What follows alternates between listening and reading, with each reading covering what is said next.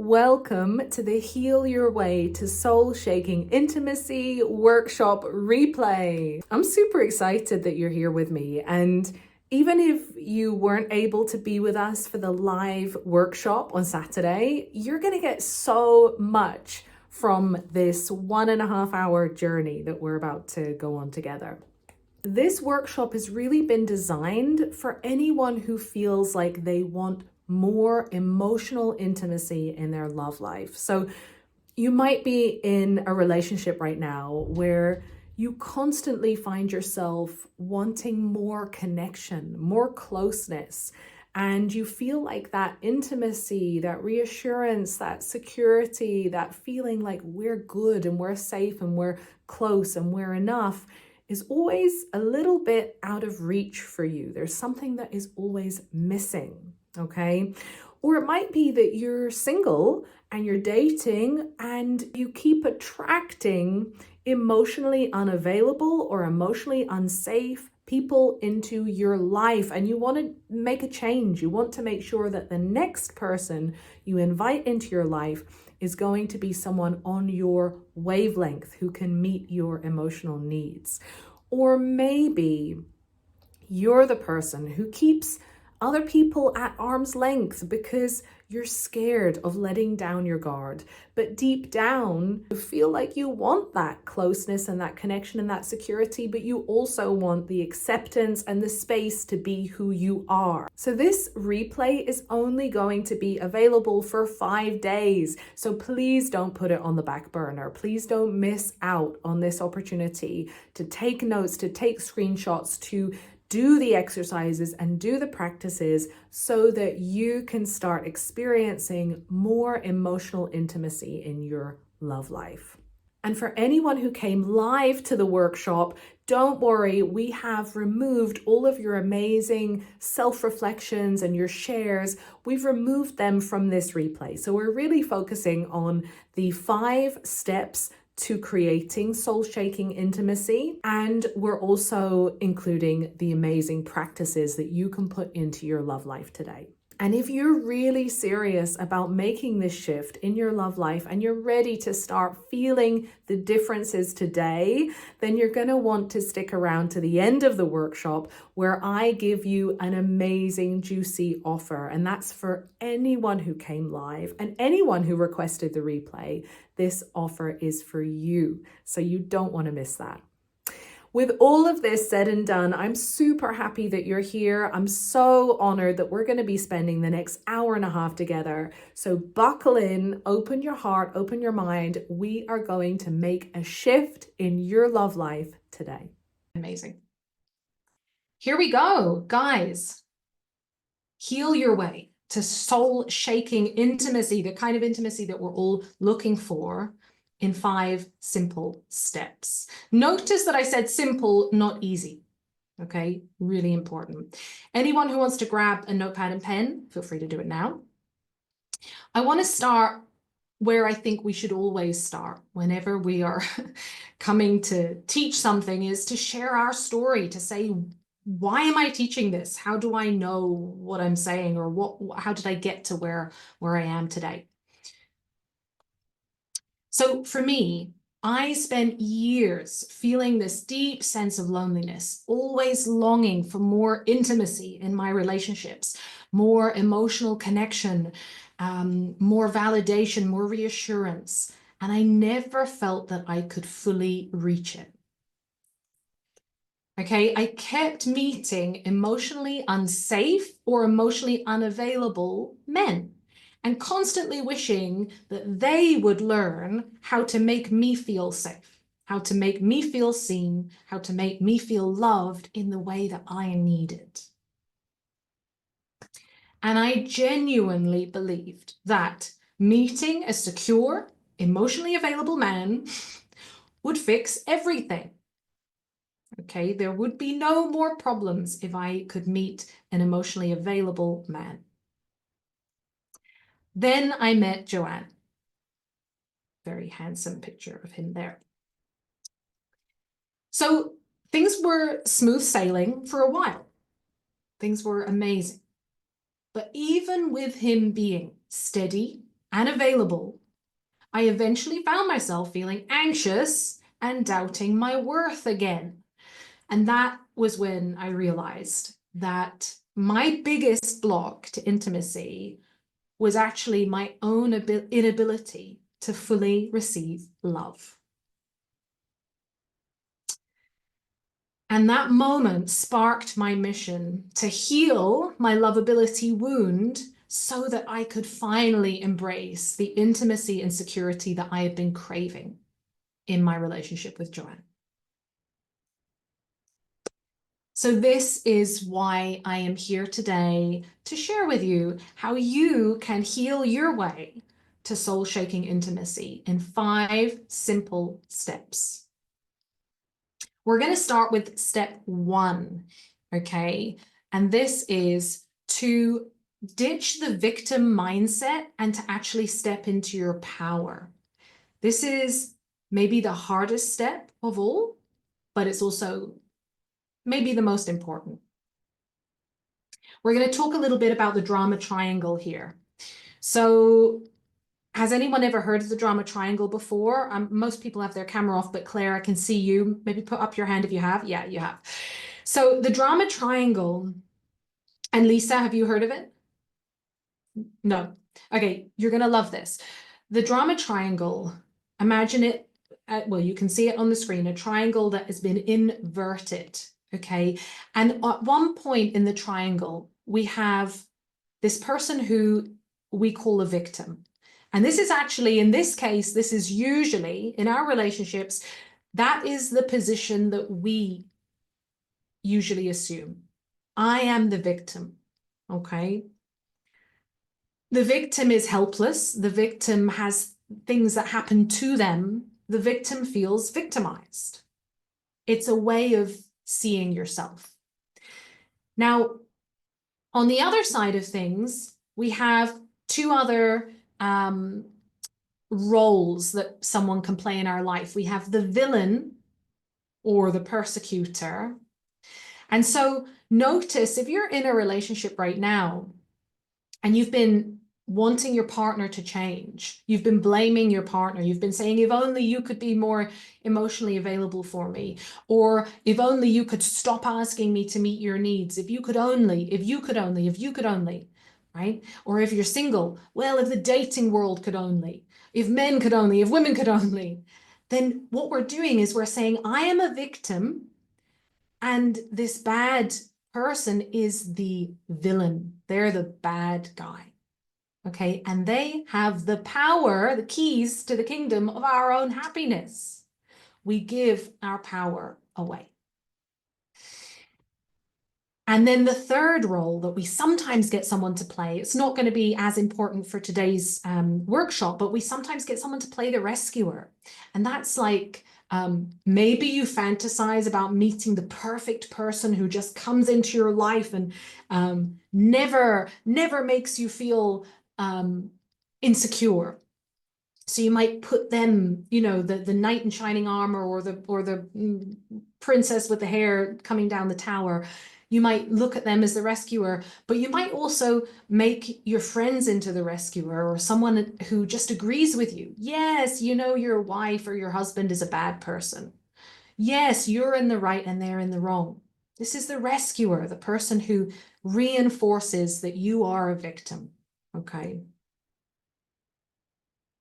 As you can imagine, this is not a powerful place for us to act from in our love life, right? I want you to think of it as you are in that V at the bottom of the triangle. And we're going to think about the V as the valley of victimhood. You are trapped in that valley if you haven't been taking full control of your love life. And what happens when we fall into that valley, and we've all been there, and maybe we're all there on some level in some ways, some of the time. But what happens is, as you can see from this diagram here, is your perspective is really, really small. Because you're in this V, this valley of victimhood, you can only see left and right in this tiny little way. You can't see the bigger picture. You can only see how trapped you are, and you can see your own limited perspective. This is the challenge of staying in this role. Okay, but many of us choose to do this because it's easier, it's less scary than getting empowered. It's less scary than accepting our own power. Okay. Now, this is what I want to contrast this with, because in order to make any of these changes that we're going to go over today, you are going to have to get out of the valley of victimhood and start to become a creator. So in this dynamic, we're looking at the empowerment dynamic, and you can see that the triangle has been flipped. All of a sudden, you're at the top of this triangle. You are looking out on the expanse as if you're at the top of a mountain. You can see all around you. You can see far distances. You can see below. You can see perspectives that you didn't see before. You can see the way that you impact things, the power that you have. You're no longer trapped in the valley of victimhood, okay? And in this case, the person who you once were calling a villain, a bad guy, a persecutor, you now see as a challenger. That means that there's someone who is designed to help you grow. They're designed to help you become a bigger, fuller version of who you really are. They're a challenger. Or if you're single, it might be the dating world. Okay, it's a challenge, but it's here to help you grow. And if you're single, you might even look at your past relationship and say, well, did I think I was a victim then? And how could I shift the way that I write this story? How could I see my ex-partner as a challenger, not a villain? And then in this dynamic, we don't have rescuers. You don't need anyone to rescue you. You're a creator. But what you might need is a coach. That's someone who can help you be empowered. They're not here to say, yes, you're right. Yes, you're a victim. They're not here to say, yes, there's nothing you can do. They're here to say, hey, there's things you can do. Hey, there's new perspectives. Hey, there's new practices. Come on, let me support you with this.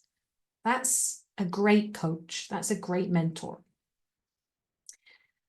So this is the shift that we want to be making. This is the first step, is realizing, holy crap, I've been in the valley. I am sometimes still in the valley, and I want to become a creator, and I'm willing to do it. I'm willing to climb out of the valley, step by step, and climb up the mountain to be a creator in my own love life. You really can do it. And you can see with these arrows that, as we said before, your perspective is just so much larger when you get to the top of the mountain.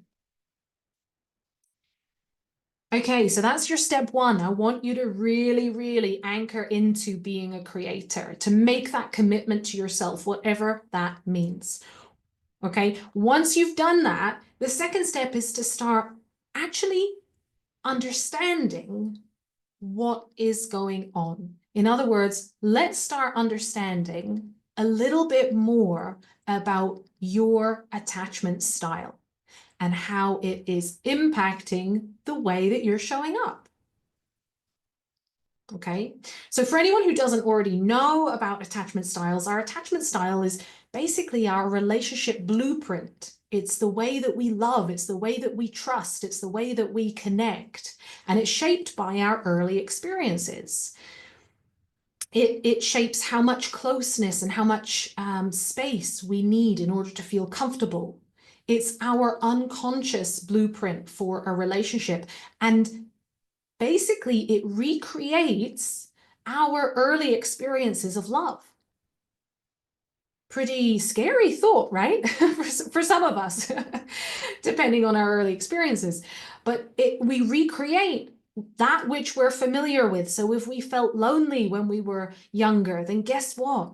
We recreate that. If we felt like our needs could never be met, then guess what? We recreate that. If we feel like we were inconvenient, we were too much, we were not enough, we recreate that. That's the power of our mind. That's the power of our blueprint for love. Okay. So I want us to talk about the two main types of insecure attachment. We're not going to talk about the secure attachment today because that's not the purpose of the workshop. And yes, there are other subtypes of the attachments, but we're going to talk about the two main extremes, the two main polar opposites, and you don't need to fit yourself into a category here. You're not a category, you're not an attachment style, you're a person who tends to have a certain style when you're in a relationship.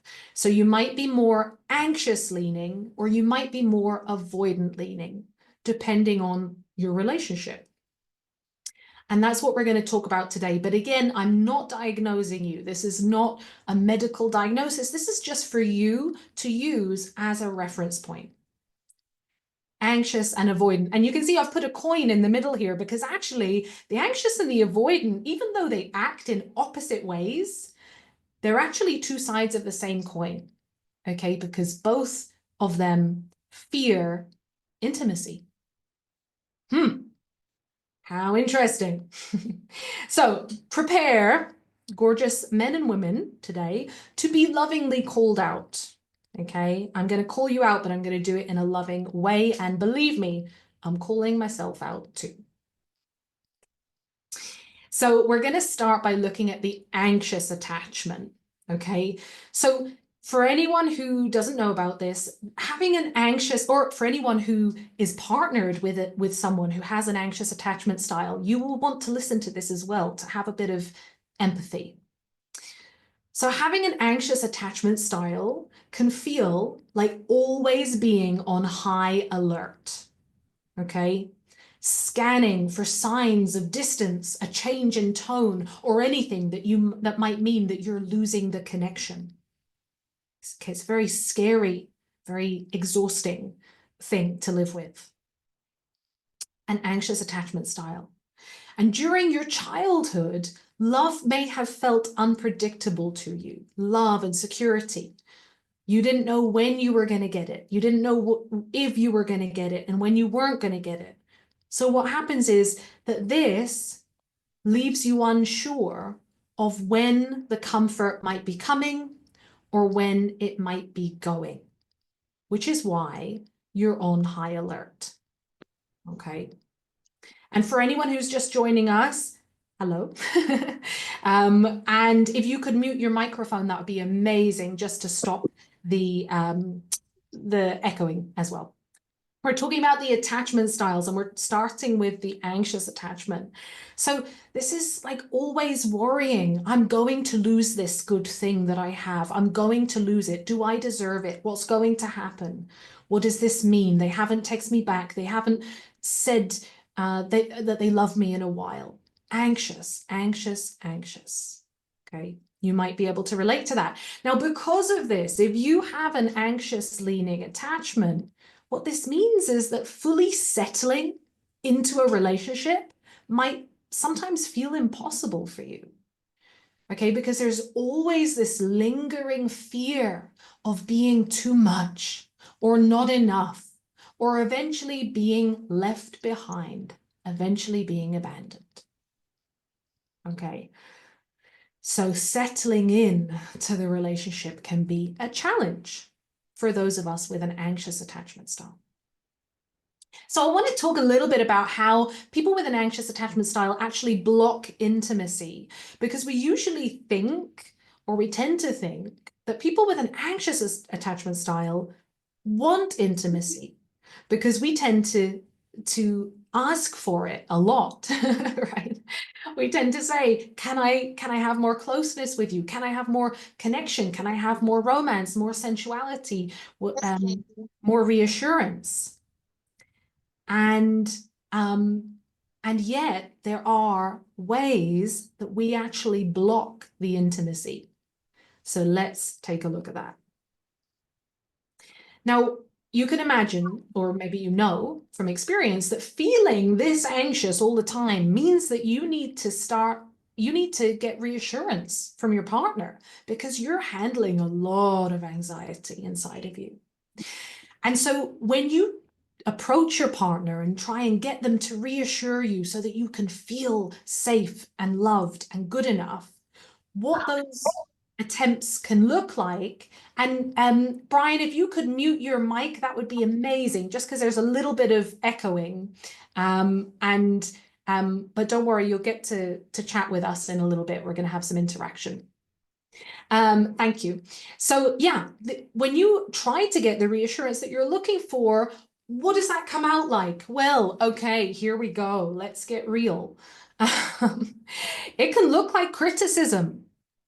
Okay, you want to feel reassured, but instead of asking for it in a vulnerable way, you criticize your partner. You're never romantic enough. You never tell me how much you love me. You always. So we start to get critical. And really, it's coming from a scared place. The place is, I want to be reassured. But it comes out as prickles. It can come out as blame, okay? It's your fault that I don't feel safe. You need to change the way you're showing up. It can come off as demands, okay? I need you to do this in a very certain way. Because if you don't, I don't feel safe. So I'm going to demand it because I need to feel safe. It can come out as controlling behavior. So I don't want you to go to this event because I feel so nervous that you could meet someone. I don't want you to take up this new hobby because I feel neglected, or some other kind of controlling behavior. It's usually quite high intensity as well because you're dealing with a lot of feelings. And so that's very loud and big and high intensity. It can also come off as a fear of the negative. And who can relate to this? Fearing that something bad will happen even when nothing bad has happened. Thinking about what could happen, how I could lose our connection, how it might go wrong. And sometimes you might even stir the conflict or create a little bit of drama because you need to get your needs met and you don't know how else to get them met. And the other thing is that if you have an anxious attachment, it might sometimes look like you always have one foot out the door. And this is definitely something that I've had to battle with in my life. Like, this is too much. I'm just going to say that I'm leaving. But really, you're saying it so that your partner will reassure you. You're saying it so that they say, no, don't leave. I love you. And this is why you need to stay. So these are some of the behaviors that can come out when we're feeling anxious, when we have an anxious attachment. Okay, and some of you are going to be feeling really called out at this point. You're going to be relating to this very much. It's okay if you do. And in fact, I would say it's more than okay. It's amazing if you do, because that means that you are taking personal responsibility, okay, which is your power. And how amazing is that? Now, the challenge with these kind of behaviors, which you already know, of course, is that it pushes your partner further away, or it pushes the person that you're dating further away, which creates the very situation that you're trying to avoid, which is that they're going away. And you wanted reassurance. So that's a little summary of the anxious attachment. I maybe want you to pop in the chat, guys, if that feels like you, if that feels like you're leaning, this is where you tend to go during stress in your relationships. So we're not talking about at work, but we're talking about in your intimate relationships. If that's where you tend to go, more of the anxious side, pop it in the chat. Let me know that it's the anxious side. Okay.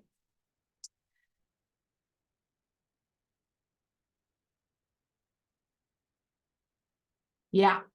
And for those of you who are not feeling called out yet, don't worry, because we're going to come to you in just a second. Okay. So I've got Shay slowly raise his hand. I can imagine that hand of shame rising up. Claire saying, I can relate to the anxious attachment. Zoom user. Oh, who is Zoom user? Is that Bob? Is Zoom user Bob? I'm not sure who Zoom user is. Lisa. Oh, Lisa. Okay, yeah. I am mainly anxious, but have some avoidant too. Yeah, okay, so you're going to find some hybrid thing going on here. Very interesting. And you need to change the photo. Yeah, yeah. Or the name, you know. Very mysterious Zoom user. Okay, guys, this is great. So, and I think Forrest also said, I don't know if you're here at the moment, but Forrest, but I know you said earlier that you tend to be anxious leaning as well. So we've got a man in the group that is more anxious leaning. And Bob, I would be curious to hear if you are as well, or if that's not you. Okay, lovely. So guys, we're going to move on now. We're going to talk a little bit about the opposite, okay? But remember, it is actually the same coin. It's the opposite side, but it is exactly the same coin. It's the same fear. And Laura says an anxious tendency. Yeah, I hear you. Okay, we're going to flip to the other side. Now, the other side is the avoidant attachment. And we already heard Itai mentioned earlier that you are more this leaning. And I'm curious if we have anyone else in the group who is as well. But when you have an avoidant attachment style, what this usually feels like is keeping your emotions at a distance, okay? Even when you care really deeply. And this is because in your childhood, you may have had your parents or the people who were bringing you up may have ignored your feelings, okay, or dismissed your feelings. And so what you did to cope with this is that you learned to shut them down because it's too painful to feel them and not have them get validated. So I'm going to shut them down, or I'm going to just handle life by myself. Okay, if you have an avoidant attachment, you tend to be hyper independent.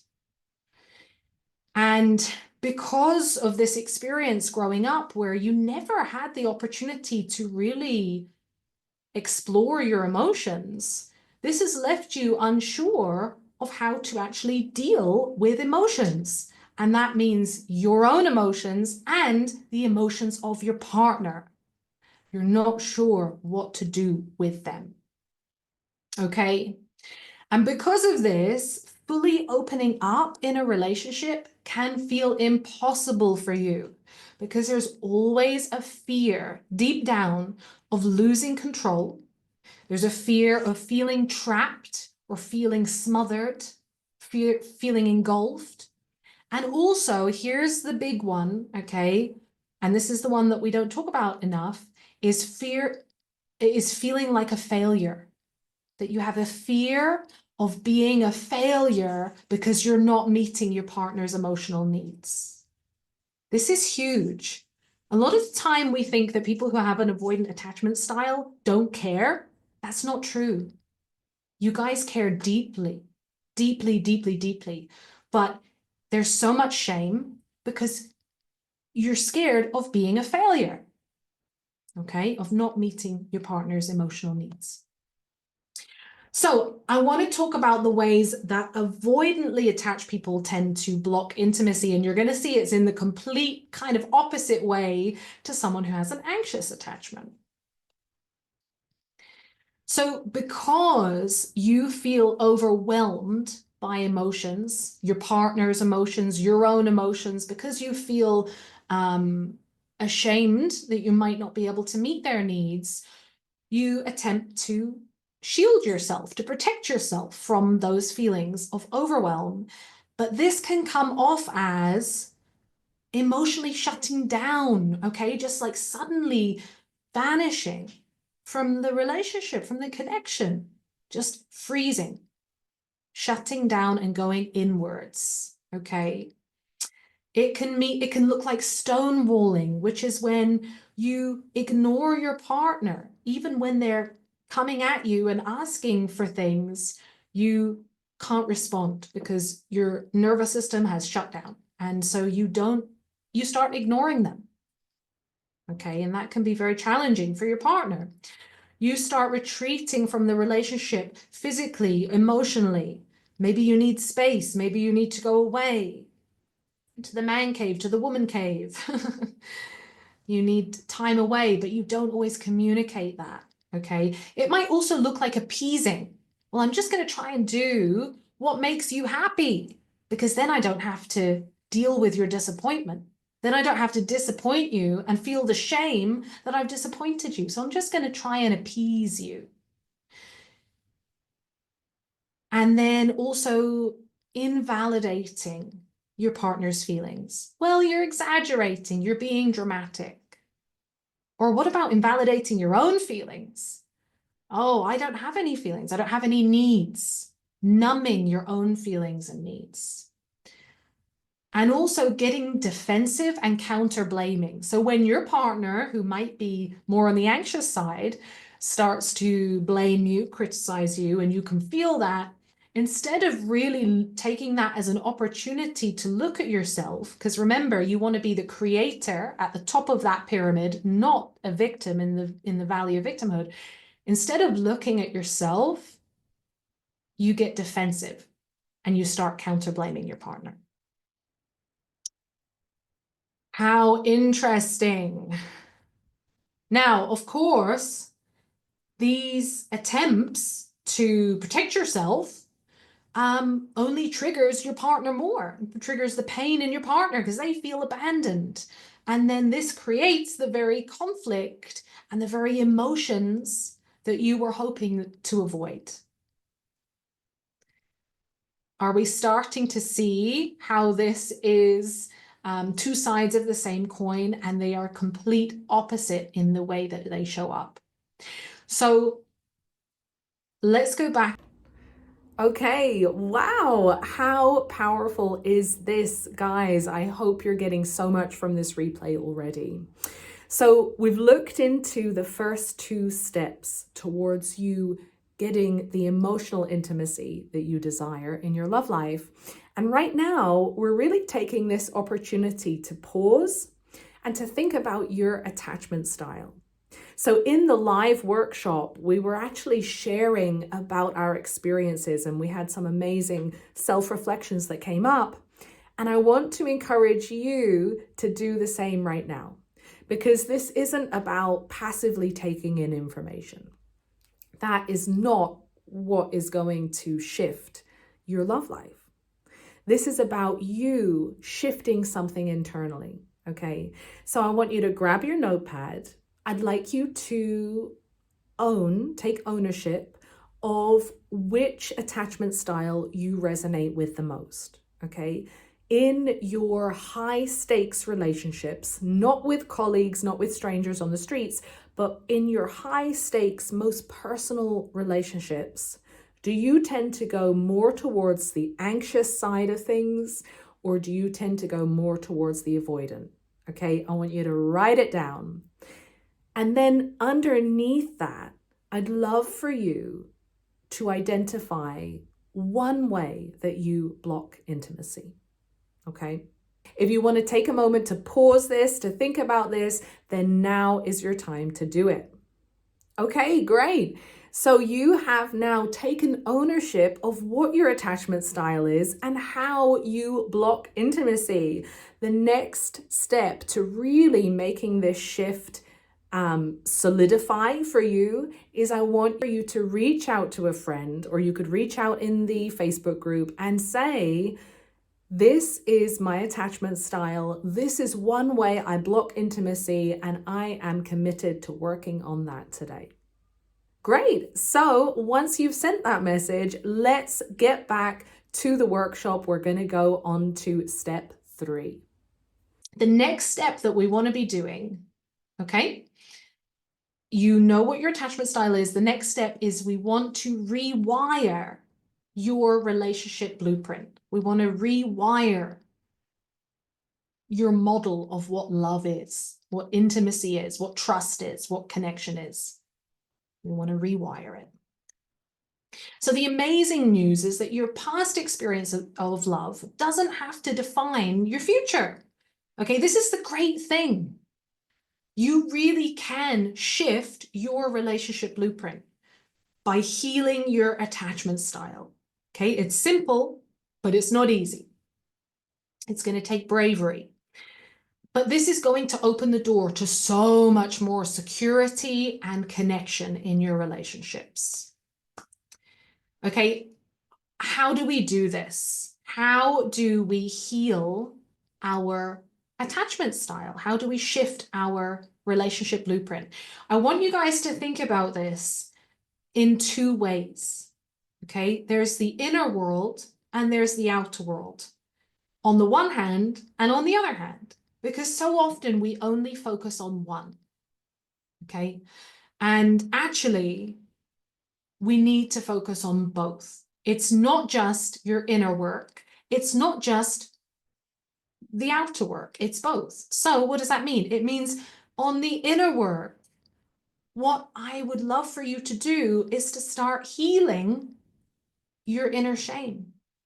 Because this is the one thing that the avoidant and anxious have in common, is that we're both driven by shame. That's the thing driving us. Shame, shame, shame. I am not good enough. I cannot meet your needs. I am not lovable. Shame.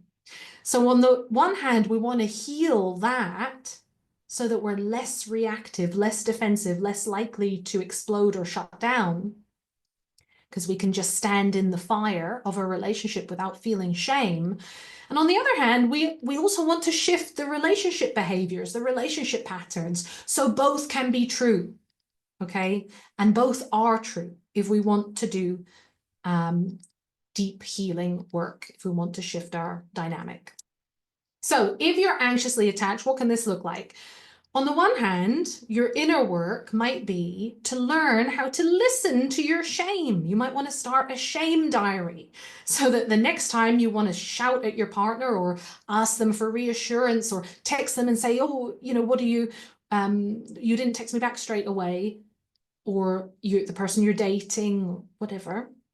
The next time you get anxious, instead of looking at the other person, you can start to look inwards. You can start to look at your shame. You can start to get curious. What am I ashamed of right now? Like, I can feel that I'm scared that my partner's not replying to me, or the person I'm dating isn't replying to me. But what am I actually ashamed of? What is the shame in there? Okay. That's what we can start getting curious about. And on the other hand, the outer world thing is you can ask for reassurance directly when you need it. Okay, you're allowed to do that.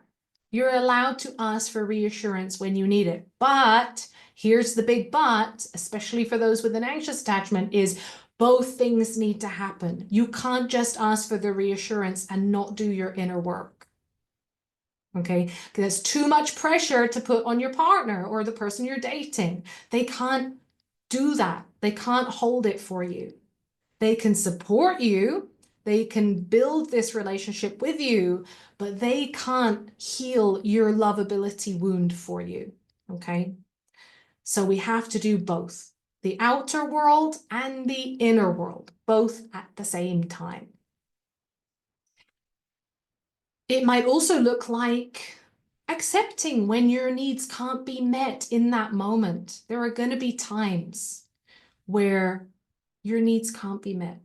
I know how painful it is. I know, because in your childhood it was painful. So when it happens now, it's so painful. But the truth is there are times where your needs won't be able to get met.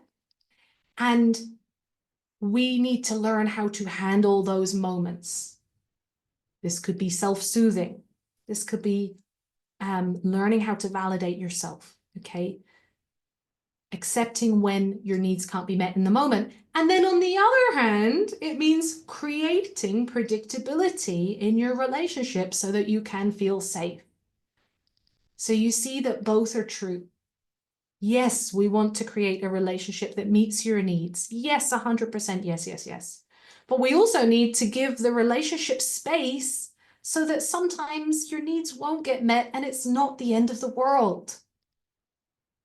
And that way you and your partner can actually enjoy each other instead of every day being a question of, are we good enough? Are we not good enough? Are we good enough? Are we not good enough? Okay.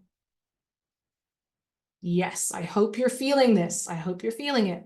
Now, by working to create the inner and the outer security, you will finally heal this lovability wound that you've been holding for so long, so that you can actually feel like you are really enough, that you're good enough, that you're lovable enough, without needing your partner to prove it to you. Now, this doesn't mean you don't have relationship needs. Of course, we all do. But it means you don't need your partner to fill your self-esteem needs. Yes, they fill the relationship needs, but they don't fill your self-esteem needs because you're doing that already. Okay? Let me know in the chat if anything comes up. If you want to share, feel free to share. Okay, and of course, this takes the pressure off your relationship so that you both can relax into enjoying the connection and the intimacy that actually emerges. So the ironic part is that the more you look after yourself, the more intimacy you will feel with your partner. One of life's many paradoxes and ironies. So if you're ready, I want us to talk a little bit about what you can do if you have an avoidant leaning attachment style. So again, we're looking at the two sides of this. We're looking at both hands, okay? So on the one hand, which is your inner world, okay, you're going to learn to listen to your shame and your self-rejection instead of shutting down. So you might say, no, I don't have shame. Well, I'm going to challenge you lovingly, because if you're shutting down for a reason, and that reason is shame. Okay. In my humble experience, humble opinion. So instead of shutting down, instead of hitting eject, instead of being strong, instead of being dependable or going into your woman cave or your man cave, learn to listen to your shame. Get curious. Oh, why did I feel ashamed when my partner raised their voice? Why did I feel ashamed when they said to me that I'm not romantic anymore, or that that they want to us to have a more lively sex life or whatever? Why did I feel shame? Why did I shut down? What was going on for me? Get curious. And then on the other hand, which is the external world, your relationship patterns, you can ask for space when you need it.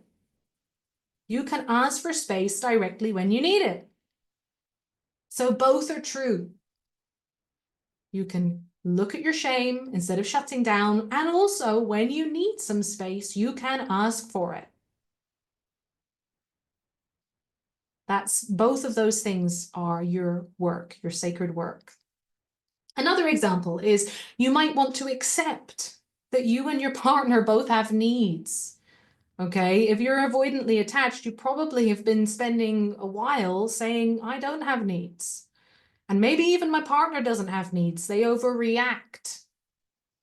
Well, it might be time to accept that people have needs in a relationship. That could be your inner work, but your outer work could also be, we're going to create a blame-free relationship so that you can actually feel accepted. Okay, so when your partner has needs, they're not blaming you. You can set a boundary there. I want to feel accepted. I need to feel accepted by you. You can stand in that. So by working to create your inner and your outer security, you will also finally heal your lovability wound so that you can actually be present in the relationship. We spoke in some of the chats about kind of, not really being fully in. Okay, you can be fully present in the relationship. You can feel all of you can get everything that you might want to get from this relationship without feeling like a failure. Okay, which I know is the shame point. So without feeling like a failure, but you can still be in the relationship. How amazing. And of course, this creates more intimacy, it creates more safety, so that you can actually relax into enjoying the flow and the acceptance that emerges. Because remember, the more you back away, the more drama it creates. And the more that you do this work, the more flow and acceptance is going to come your way. It is the ironic part of relationships, that the thing you want, you don't get it the way that you think you get it. You get it in the opposite way. Okay, let me know. Okay, amazing. So this is obviously the part in the workshop where we start to look at how you can shift things moving forward. This is really powerful. This is really exciting. And at this point in the live exercise, we started talking about some of the things that we can do differently going forward. So what I would love for you to do at home today is to take that behavior that you identified earlier, okay, that thing that you do sometimes that blocks intimacy, and I want you to have a think about what is one internal shift that you can make to do things differently going forward. So this might be a change of attitude, a change of perspective, or it might be some healing work that you can do. Okay. And I also want you to think about what is one external shift that you can do? What is one behavioral change that you can do to do things differently so that you're not blocking that intimacy that you deserve and that you desire in your relationship or your future relationship?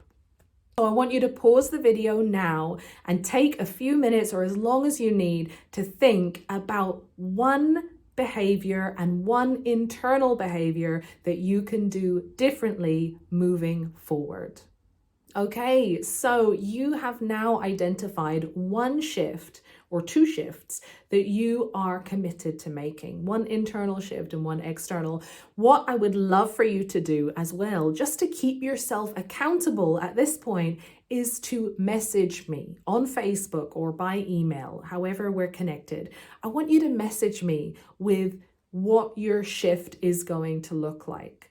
This is how you keep yourself accountable, and this is how you put your desires out into the universe. And I would love to hear what this shift is and what it's going to look like for you. So take a few moments, send that message, and then let's get back to the final two steps on your journey to deeper intimacy. Okay, so let's do it. Let's see.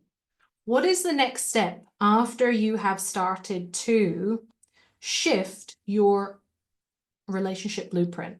Okay, so you're doing the deep inner work to shift your relationship blueprint.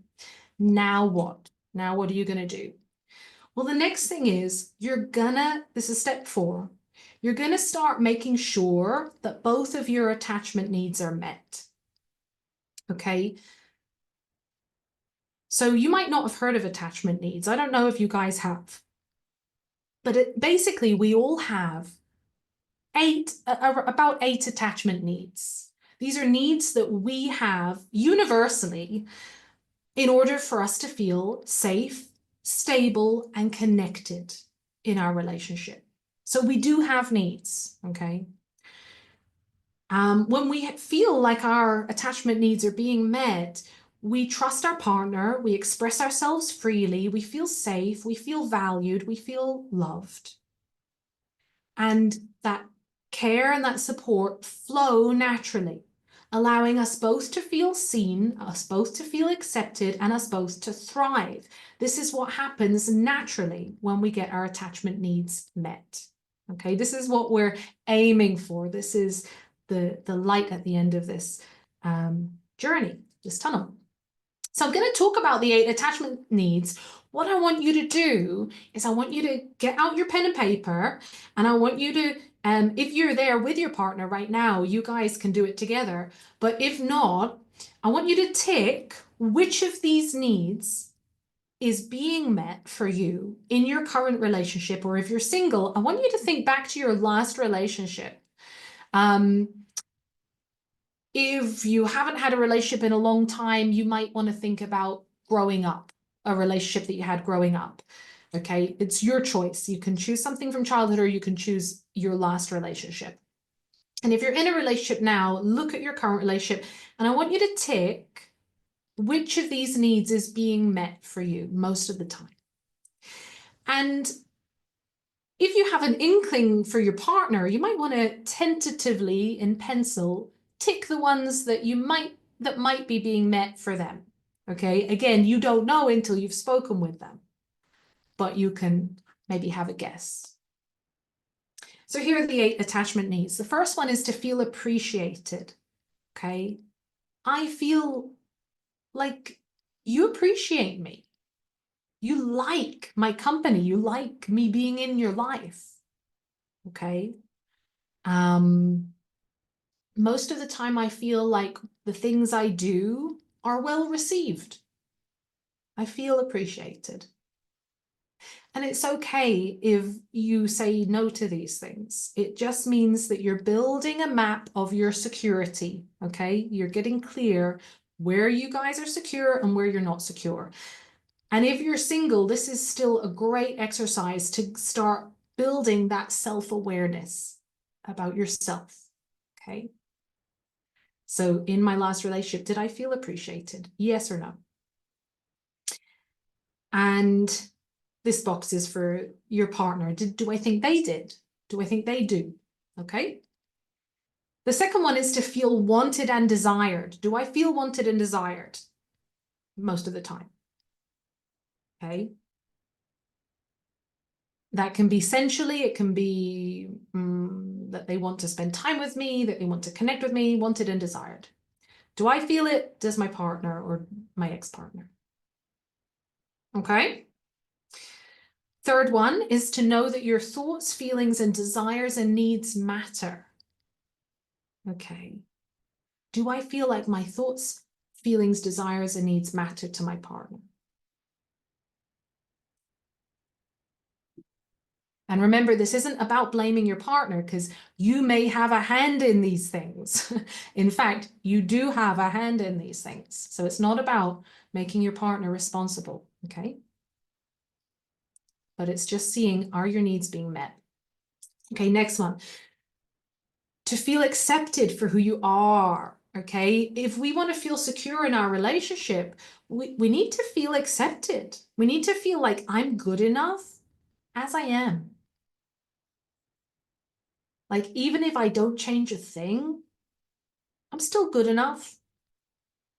This is the lesson that we anxious leaning people need to learn, because every now and again, when we criticize, it can leave our partner feeling like they're not accepted. So we need to think about that. To feel accepted for who you are. Okay, next one, to know your partner will be there when it counts, that you can lean on them. So Itai, you were talking about leaning on people. Do I feel like my partner will be there? Do I feel like I can lean on them? Do I allow myself to lean on them? Okay. And to trust that I won't be abandoned emotionally or physically. So this is one for the avoidance to think about, because when you leave, when you shut down, your partner might feel abandoned. And this is a need that we have if we want to feel secure. If these needs aren't met, the relationship will be insecure. Okay. So tick yes or no. And then finally, to know that your individuality is seen and respected. We are different people. You're an extrovert, I'm an introvert. You're a man, I'm a woman. You're from America, I'm from somewhere else. Blah, blah, blah, blah, blah, whatever. You like sports and I like reading. We're different. We have different opinions. But we're understood, we understand each other and we respect each other. Okay. And then finally, to trust that your partner, to trust your partner and to feel like your partner trusts you. And that's your love and your loyalty. Okay. Do you feel like your partner trusts your love and your loyalty? Do you trust your partner's love and loyalty? This is needed. Trust is needed. Without trust, we don't have security. Okay. So write that down. Pop it in the chat, guys. How many of these needs were not being met for you in your current or your last relationship? There's no shame in this, okay? So anyone who feels shame coming up, remember, it's okay. It's not a personal failure. This is something that we all work on. This is something that we're all learning how to do, because relationships are complex and getting needs met are complex. And this might be the first time you've ever actually heard of the 8 attachment needs. So well done for you for learning something new today. Let me know in the comments what pops up, okay?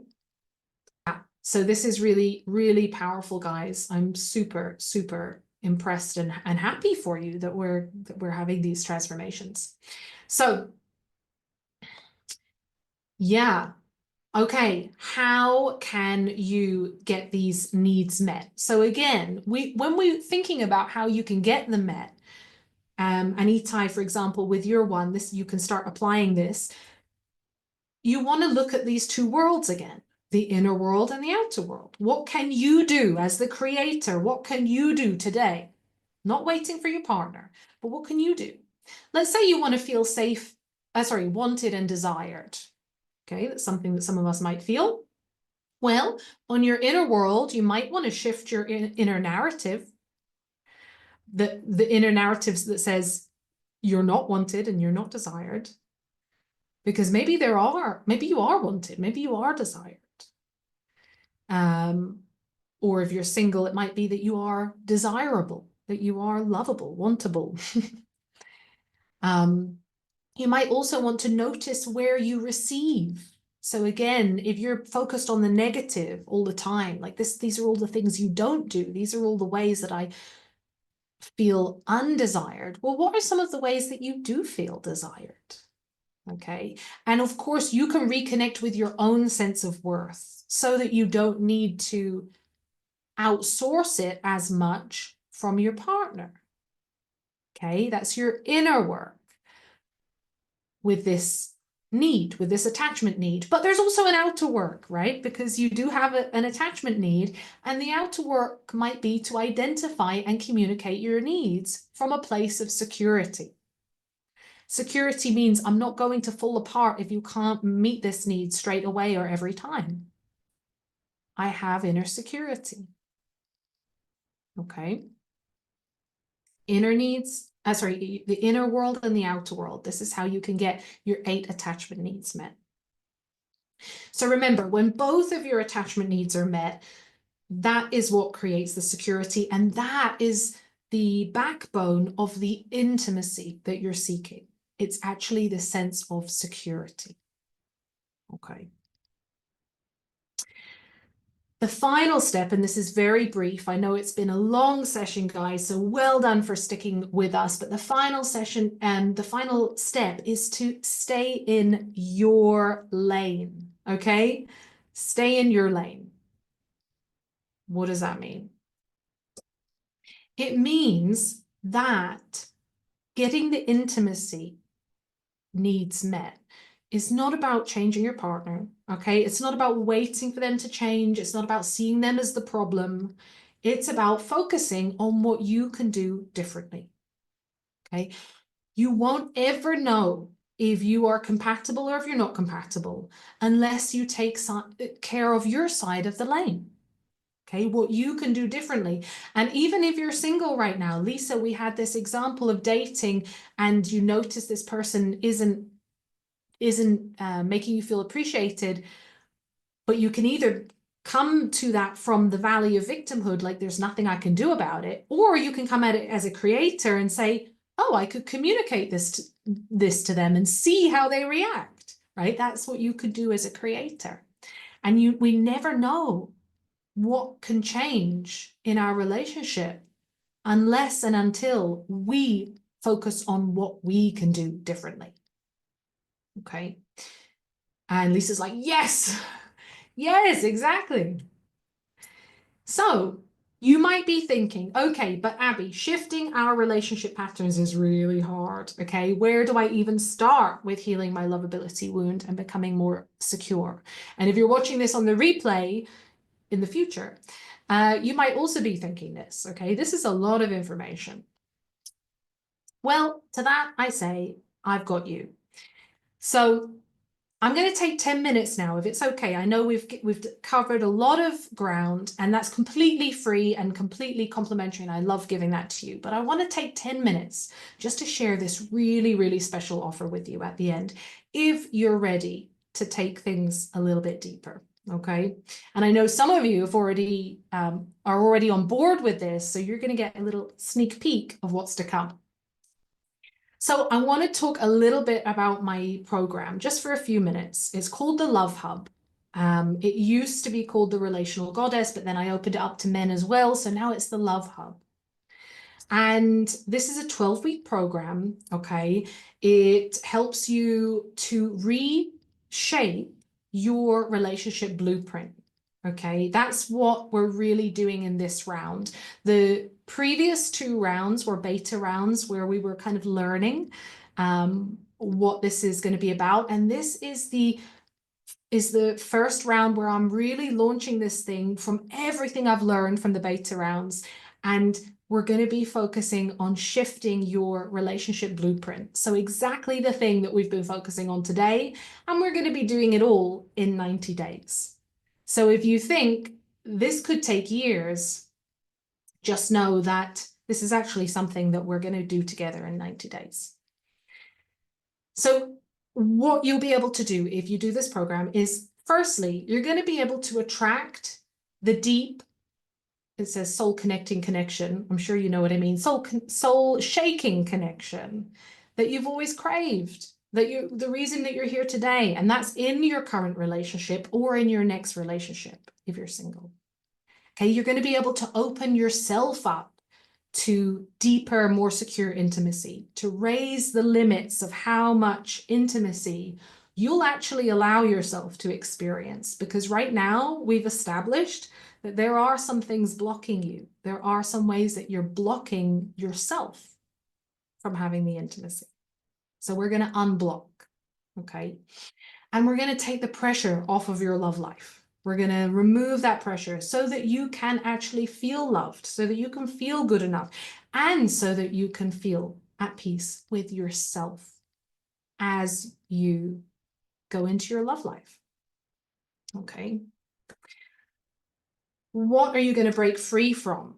Okay, you're going to break free from the loneliness. You're going to break free from the longing for more emotional intimacy or for the more emotional safety and acceptance and security that always feels just out of reach. You're never quite there. That cycle that you're in, you're never quite out of it. Okay, so we're going to let go of any patterns that you have of destructive or defensive behavior that pushes others away or leaves you feeling guilty.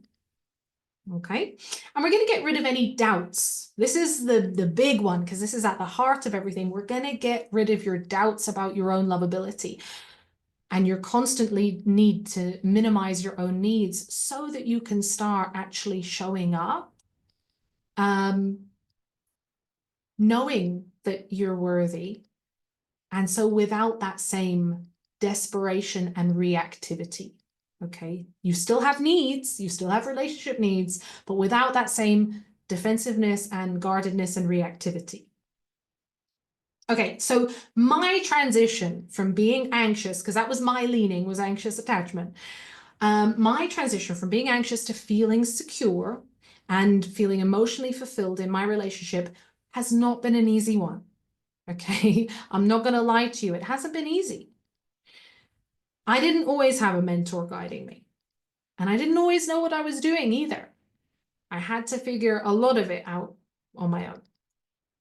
And I love that picture. How cute is that picture? And now I'm excited to share all of these things with you so that you can actually make the same journey from feeling insecure and anxious and reactive and lonely to actually feeling secure, feeling fulfilled, and feeling totally confident in your ability to experience this kind of safe, secure, connected intimacy in a fraction of the time that it took me, okay, in 90 days. So what's included in the program? We are going to have 12 weeks of mentorship. Okay, it's by video call, so you don't need to be local to me. I'm actually in Spain right now. I know none of you guys are close to Spain, but it's going to be all online. We're going to have intimate group calls just like today, with more interaction. You're going to be interacting a lot with the people in there. And we're going to have some deep dive one-to-ones. Okay, so where we get to go deeper into your story with a bit more privacy, a bit more depth, and we can really explore and unblock and learn new things and shift your blueprint. I've said that this is a carefully designed journey that is designed to take you from where you are now to being able to heal your wound and experience the intimacy you're looking for, going through these 5 steps. We're going to be going through these 5 steps together. Okay, and you're going to have replays and lifelong access to the curriculum. So here are some of what my previous clients have said. This is beautiful Jen. Some of you know Jen. Shay, you know Jen. Itai, you know Jen. And Jen said this to me. She messaged me on Facebook. Abby, oh my goodness. I say this with tears in my eyes. What you taught works. Okay, so this was after the program ended. I am no longer throwing spaghetti at the wall to see what sticks, because that's what she was doing in her dating life. She'd been ghosted over 10 times, and she had really no idea what she was doing or how to build a healthy relationship. And she said, I'm no longer throwing spaghetti at the wall. We are going to sit down together and build our couple bubble, which is what I taught in the first round. We're building from the ground up of what we want our relationship to be. So she hacked it. She had this way of building a relationship. She finally saw how she could do this with another person. She was no longer stumbling in the dark. How amazing. And they're still together now.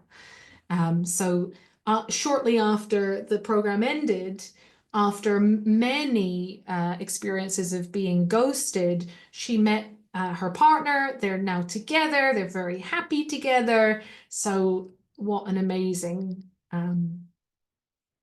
story. And this is one from our last cohort. So this is our second, our more recent cohort that's only recently finished. And this is from Zaida. And this is a picture. So her and her husband have this little board where they write messages to each other. And they always start with, I love you because ... And he wrote to her, I love you because you made me feel secure in our relationship with just one talk.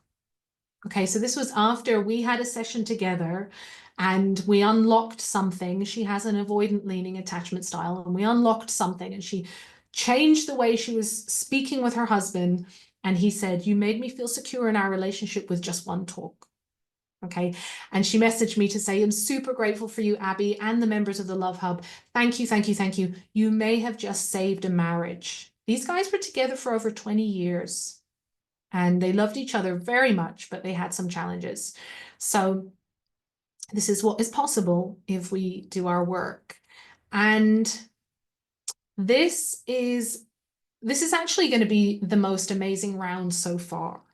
Okay, not only because I've learned from all the previous rounds what works, but also because of this very special news. So, long story short, I realized that running these group programs for 12 weeks was amazing for my clients, the people who were coming, but for me, it wasn't working because 3 months is a really long time.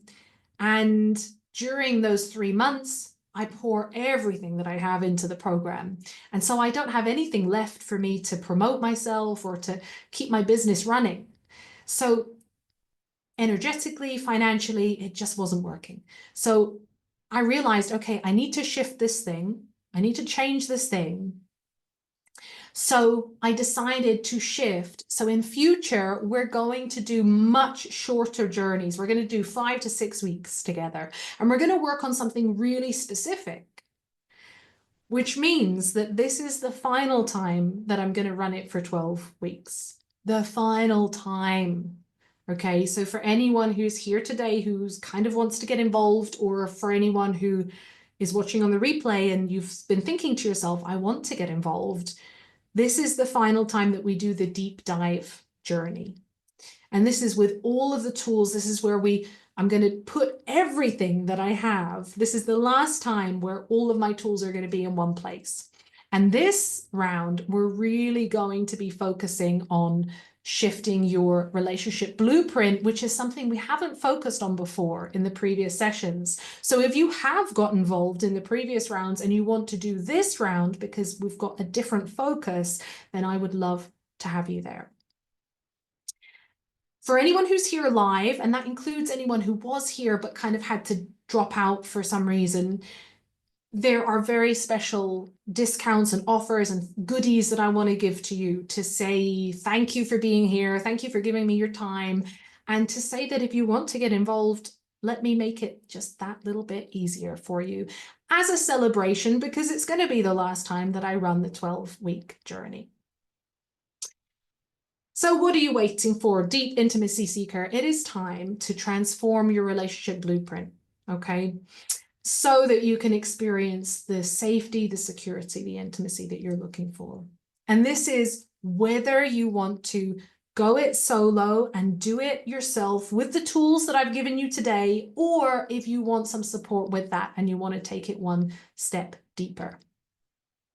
If that's the case, if you want to get involved and you want to partner with me and you want to do this amazing journey together, then all you have to do is message me. You can message me with the word Love Hub. Or if you're feeling more verbose, you could say, hi, Abby, I'm interested in doing the program. And we can set up a call and we can chat together. So, does anyone have any questions? Oh my goodness, what an amazing journey that we've just been on together. And I'm so happy that I've been able to share my 5 steps with you to take you from where you are now to actually experiencing the soul-shaking intimacy that I know you're looking for in your love life. And if you want to get involved in the Love Hub, please don't hesitate. This is going to be the last time where we run the full 90-day journey, where you're going to be working with some amazing people just like you who are on this journey, where you're going to get all of my tools together and you're going to have the group calls and you're going to have the one-to-one calls, everything in one package. If you're serious about making a shift in your love life, if you're ready to start feeling more intimacy, more connection, more security, then please don't wait. This is such an amazing opportunity, and I've got discounts for anyone who asked for the replay, anyone who came live, and anyone who's worked with me before. This is going to be really, really special. So all you have to do is reach out to me. You can say Love Hub, you can say hi, you can tell me your story, and we can jump on a call together. I hope that today has been genuinely transformative for you. If you start to apply these tools, something will shift, something will change. And if you're looking for a guide a roadmap and a supportive community along the way, then all you have to do is let me know. So I am sending so much love to you and so excited that you chose to be here today and for all of the shifts and transformations that are going to happen in your love life. And if you have any questions at all, then reach out to me. I am sending so much love to you, and I will see you back in the community really, really soon. Mwah!